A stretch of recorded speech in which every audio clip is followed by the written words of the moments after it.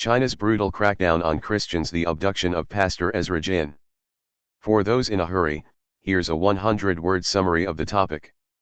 Chinese authorities have abducted Pastor Ezra Jin, founder of Beijing's Zion Church, in a sweeping crackdown on independent Christianity. Dozens of pastors linked to his network were also detained under vague illegal online activity charges. Jin's only crime was leading one of China's largest unregistered churches, defying the regime's demand for total control over religion. His disappearance exposes Beijing's ruthless war against faith and freedom, where preaching outside state oversight is treated as subversion. Now the complete version of the topic. The man, the church, the threat. Jin Mingri, also known as Pastor Ezra Jin, emerged as a central figure in China's underground Christian movement. As the founder of Zion Church in Beijing, he built a congregation outside the state-sanctioned church system, growing its network significantly. Jin came from a background of deep conviction. As a 1989 Tiananmen witness, he converted to Christianity and later studied at respected seminaries. Zion Church flourished during the COVID-19 pandemic, expanding its reach via online sermons and small house gatherings. This growth evidently alarmed the Chinese authorities. The abduction, a decisive move by Beijing. On October 10, 2025, Chinese authorities executed a sweeping crackdown. Jin was abducted from his home in the southern city of Bihai, and more than 20 other pastors and church leaders affiliated with Zion Church were detained in multiple provinces. The official charge: illegal use of information networks, a pretext to criminalize online religious activity and independent worship. This was not merely an isolated act of repression. It was the largest coordinated assault on an urban Christian house church in China in over 4 decades. A quick request: if you found this podcast interesting so far, I'd appreciate it if you'd give it a like.